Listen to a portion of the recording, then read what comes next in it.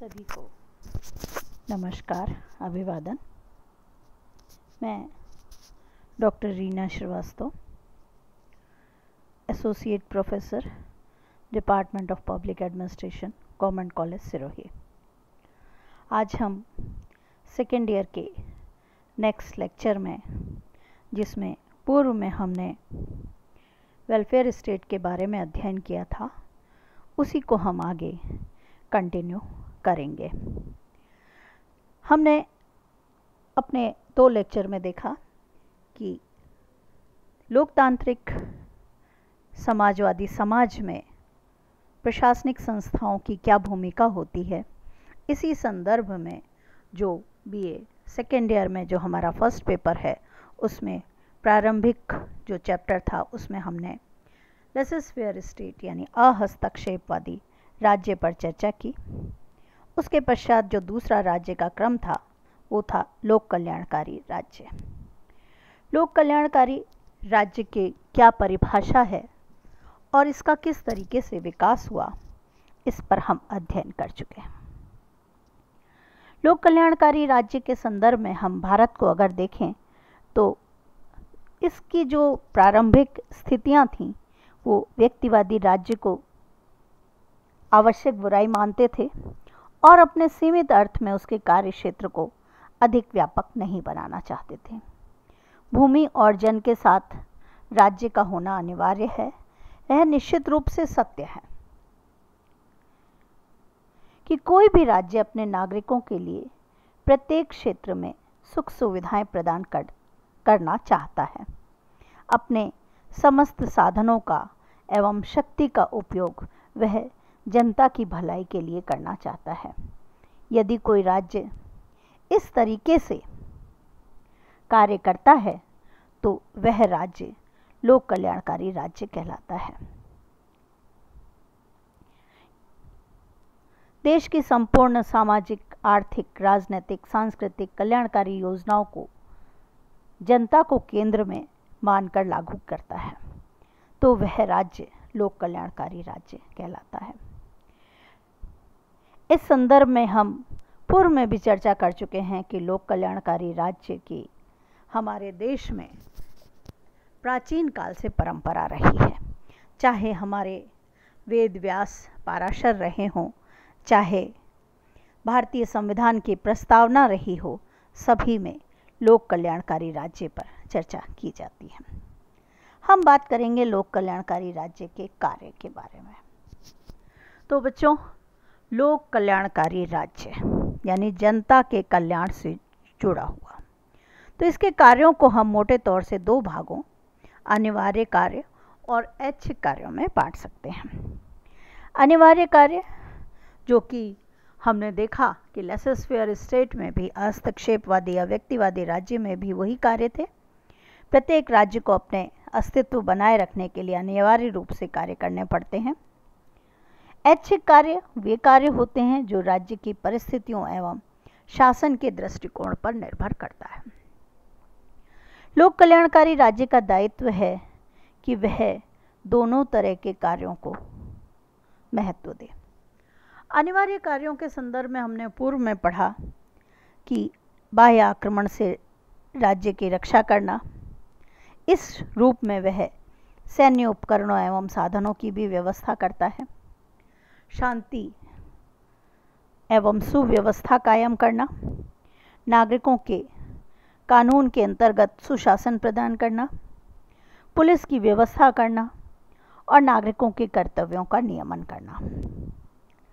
शांति और व्यवस्था बनाए रखने के लिए स्वतंत्र एवं निष्पक्ष न्याय की आवश्यकता होती है, उसकी व्यवस्था की जाती है। लोक कल्याणकारी राज्य को स्त्री पुरुष, बच्चों तथा उसके पारंपरिक संबंधों का इस प्रकार नियमन करना चाहिए कि उनके बीच संघर्ष की स्थिति कभी भी उत्पन्न न हो। आर्थिक समानता के आधार पर नागरिकों को आर्थिक सुरक्षा प्रदान करना राज्य का अनिवार्य कार्य है।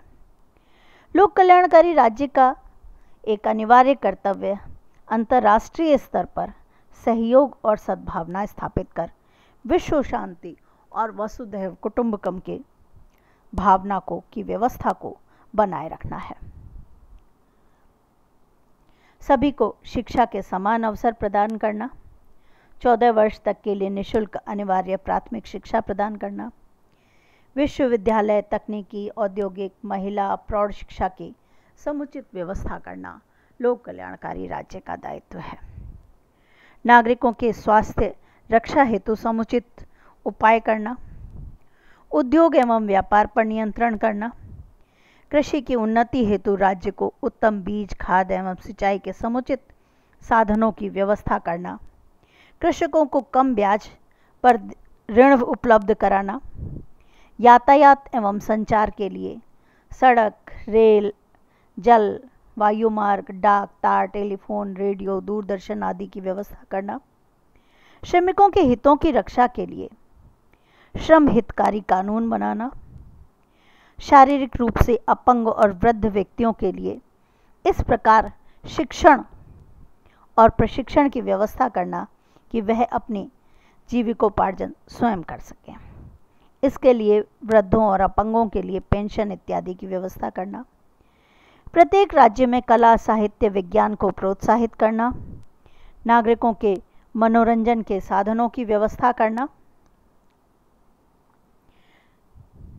प्राकृतिक संपदा के अधिकाधिक उपयोग हेतु राज्य को प्रेरित करना, सामाजिक कुरीतियों से जैसे सती प्रथा, बाल विवाह, बहु विवाह, अनमेल विवाह, दहेज प्रथा, मृत्यु भोज, पर्दा प्रथा तथा धार्मिक कट्टरता के विरुद्ध कानून बनाकर उसे समाप्त करना, बिना किसी भेदभाव के सभी नागरिकों को रोटी, कपड़ा, मकान जैसी जीवन रक्षक जो न्यूनतम आवश्यकताएं हैं, जो मूलभूत सुविधाएं हैं, वो उपलब्ध कराना, सामाजिक परिवर्तन के साधन के रूप में राज्य के आर्थिक एवं सामाजिक विकास के लिए कार्य करना, आर्थिक नियोजन, निर्धनता का अंत, उद्योग, व्यापार और कृषि का नियमन तथा विकास करना, ये भी लोक कल्याणकारी राज्य का एक अनिवार्य दायित्व है। हम भारत के संदर्भ में देखें तो क्या भारत एक लोक कल्याणकारी राज्य है, प्रश्न उठता है।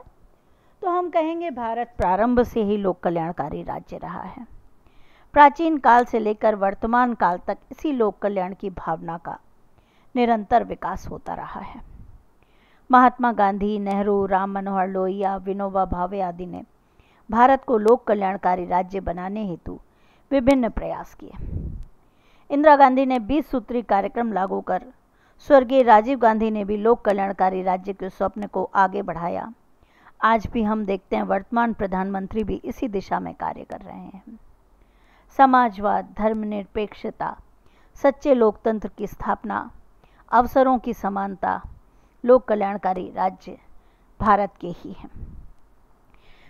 संविधान के अंतर्गत भी राज्य के नीति निर्देशक सिद्धांतों में भी राज्य को दिशा निर्देश दिए गए हैं कि राज्य जनता के अधिक से अधिक कल्याण के लिए कार्य करे। इस प्रकार जो हमने चर्चा की उससे ये स्पष्ट होता है कि लोक कल्याणकारी राज्य जनता की भलाई के लिए ही कार्य करता है। लोक कल्याणकारी राज्य अपनी नीतियों, सिद्धांतों और आदर्शों में ऐसी परिस्थितियों का निर्माण करता है जिससे व्यक्तिगत एवं सामूहिक कल्याण संभव हो पाता है। राज्य के नागरिकों को ऐसे पर्याप्त अवसर सुलभ कराने का प्रयास किया जाता है जिससे वे अपना सर्वांगीण विकास कर सकें। लोक कल्याणकारी राज्य अपने सभी नागरिकों को सामाजिक, आर्थिक, राजनीतिक सुरक्षा प्रदान करता है जो सार्वजनिक हित, सार्वजनिक सुरक्षा एवं सार्वजनिक उत्थान के लिए समर्पित होता है। तो इस रूप में हम ये देखें कि जो हमारा प्रारंभिक स्वरूप था वो लोक कल्याणकारी राज्य का था, और लोक कल्याणकारी राज्य जैसे जैसे सरकार के कार्यों को बढ़ाता गया वैसे वैसे धीरे धीरे जो प्रशासन का स्वरूप आया वो प्रशासकीय होता गया। क्योंकि हम लोक प्रशासन के जो विद्यार्थी हैं, हम ये जानेंगे कि जो सरकार के लक्ष्य हैं उनको पूरा करने का काम प्रशासन का होता है, और सरकार के द्वारा जो भी जनता को वादे किए जाते हैं उनको इम्प्लीमेंट करना, उनको क्रियान्वित करना, ये कार्य लोक प्रशासन के माध्यम से ही किया जाता है। तो सरकार के द्वारा जो निर्धारित नीतियां हैं वो क्रियान्वित करने का कार्य प्रशासन का होने लगा है और धीरे धीरे प्रशासन के पास कार्यभार बढ़ने लगा है और राज्य का स्वरूप प्रशासकीय राज्य का बनने लगा। तो लोक कल्याणकारी राज्य के पश्चात जो राज्य का स्वरूप आया वह था प्रशासकीय राज्य। नेक्स्ट लेक्चर में हम प्रशासकीय राज्य पर अपना व्याख्यान देंगे। आप सभी विद्यार्थी इन्हें सुने, देखें और उसके पश्चात सब्सक्राइब करके जो भी कमेंट हैं वो कमेंट बॉक्स में ज़रूर भेजें। सभी को बहुत बहुत धन्यवाद।